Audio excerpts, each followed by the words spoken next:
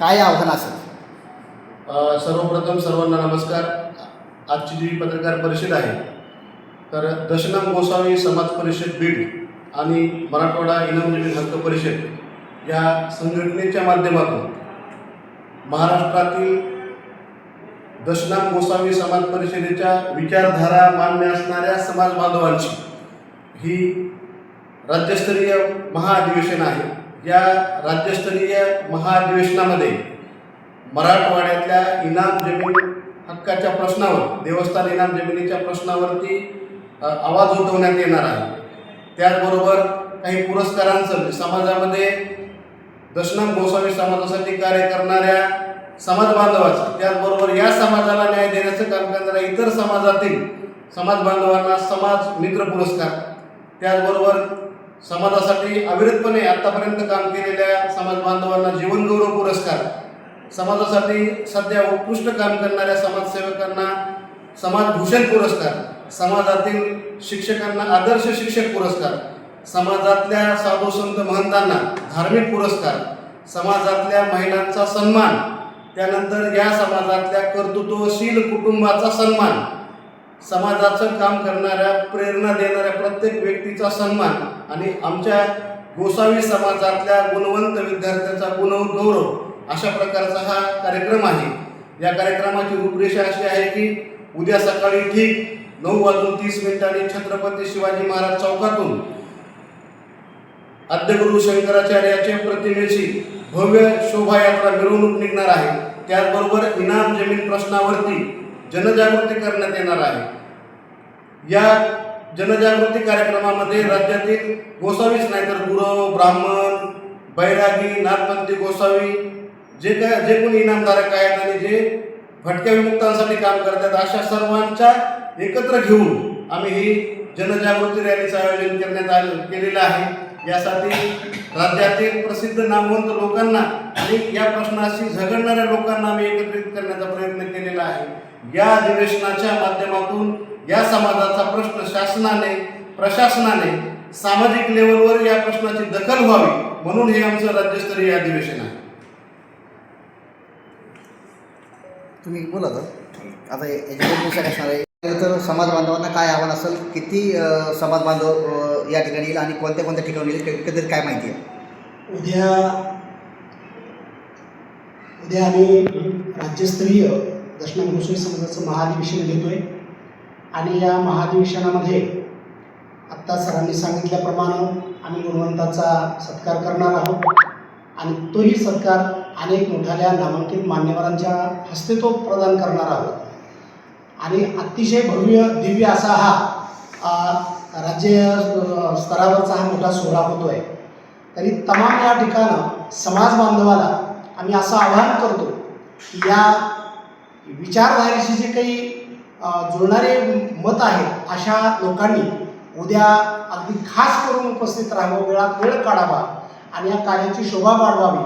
आपले उद्या जे तमाम इनामधारक आहेत त्यांनाही आवाहन करतो, जे काही लोक आपल्या समाजामध्ये पीडित आहेत अशा लोकांनी यावं. अनेक विषयावरती बहुआयामी हा कार्यक्रम होतो आहे म्हणून सर्वांना अगदी आग्रहाचं आम्ही निमंत्रण करतोय की सर्वांनी उद्या हातचं काम सोडून उद्याच्या कार्यासाठी अगदी तन मन धनानं या कार्यक्रमामध्ये सहभागी व्हावं आणि एक या दशनाम गोसावी समाजांची आणि इतरेतर जे सर्व अगदी विचारधारेचे अनेक समाजाचे, अनेक संघटनांचे अनेक लोक या ठिकाणी उपस्थित राहणार आहेत, त्या सर्वांनी उपस्थित राहून एक विचार घेऊन पुढे या ठिकाणी या समाजासाठी काय करता येईल हे आपल्याला मान्यवरांच्या मुखामधून ऐकायला मिळणार आहे.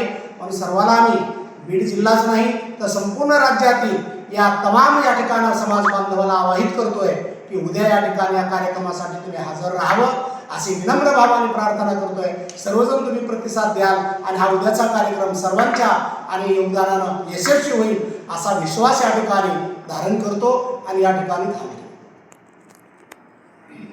किती समाज बांधव आहेत काय सांगा?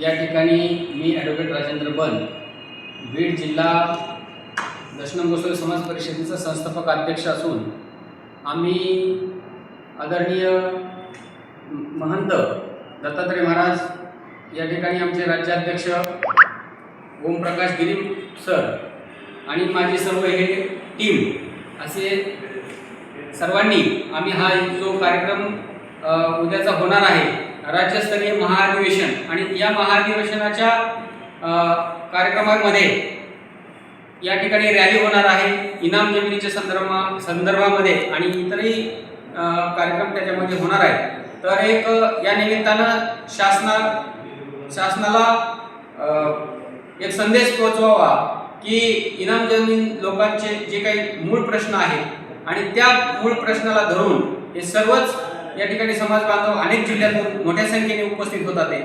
यामध्ये नाशिक असेल, पुणे असेल, मराठवाडा असेल, विदर्भ असेल अशा सर्व स्तरातून अनेक वेगवेगळ्या या ठिकाणी संघटनाचे पदाधिकारी त्याचबरोबर समाज बांधव मूळ इनामधारक या कार्यक्रमाला हजेरी लावत आहेत आणि आमचा या कार्यक्रमाची दखल शासनाने निश्चितच घेणं गरजेचं आहे आणि घेईल असं या ठिकाणी आम्हाला या अधिवेशनाच्या निमित्तानं इथं म्हणायचं आहे. आणि जर शासन पुढील काळामध्ये जर इनामी जमिनीच्या संदर्भामध्ये जर आमचं अशी या कार्यक्रमाच्या माध्यमातून जर दखल घेत असेल तर निश्चितच आमचे सर्व समाजाचे प्रश्न सुटतील आणि त्या माध्यमातून या कार्यक्रमाच्या माध्यमातून सर्व एकपा होईल.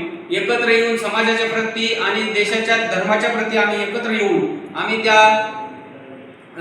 या शासनाचे ऋण व्यक्त करणार आहोत आणि गेली अनेक वर्षापासून शासनाच्या अनेक योजनांपासून आम्ही वंचित आहोत.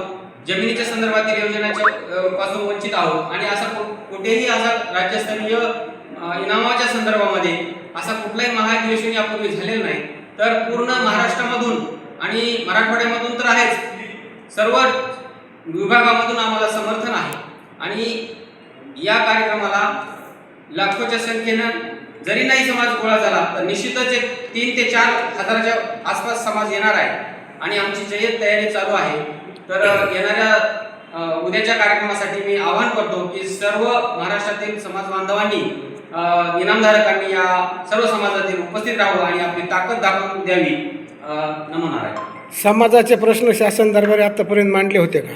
हो, आम्ही यापूर्वी शासनाच्या इनामाच्या संदर्भामध्ये जे काही धोरण आहे त्याच्यामध्ये मराठवाड्याला वगळलं होतं आणि म्हणून आम्ही छत्रपती संभाजीनगर येथे एक दिवशी लाक्षणिक उपोषण केलं होतं आणि त्याची दखल घेऊन आम्हाला परत त्यांनी आश्वासन दिले की आम्ही तुमच्या पण मराठवाड्यातले प्रश्न सोडवू आणि आदरणीय ओमप्रकाशजी आणि मी आणि आमची काही टीम आहे तर आम्हाला त्या शासनाच्या टीममध्ये ते घेणार आहे आणि काही अंशी आम्हाला घेतलेलं पण आहे. तर या सर्व पार्श्वभूमीवर आम्ही उद्याचा महाअधिवेशन हा कार्यक्रम या ठिकाणी घेतो. आता राज्याचे मुख्यमंत्री सांगतात की मी सर्व समाजाचे प्रश्न सोडवतो, मग आपल्या समाजावर अन्याय करते का आपल्याला मुद्दाम वंचित ठेवते? आज रोजी अन्यायच आहे, कारण की आम्हाला कुठल्याही शासनाच्या या इनामी जमिनीच्या धोरणाचा जे चुकीचा विषय आहे का आम्ही पिढ्यानपिढ्या आमचे जे काही अर्चक आहेत, जे पुजारी आहेत, जे हिंदुत्ववादी आहेत आणि हिंदू धर्माचं रक्षण केलेलं आहे त्याचा आम्ही वाढावा केलेला आहे. तर आमच्या पिढ्यांना आताच्या पिढ्यांनाही काही लाभ होत नाही, त्यांचा जगण्याचा प्रश्न उपस्थित झालेला आहे आणि कुठला शासकीय लाभही नसल्यामुळं की आता देव सांभाळायचा का आपला जीव सांभाळायचा असा हा मोठा प्रश्न आमच्या समोर उभा राहिलेला आहे आणि म्हणून ह्या वेगवेगळ्या रूपानं आपण शासनाला जाग आणण्यासाठी हा कार्यक्रम विविध स्वरूपाचा या ठिकाणी घेऊन इनामाचा प्रश्न आमचा महत्त्वाचा आहे आणि म्हणून हा उद्याचा कार्यक्रम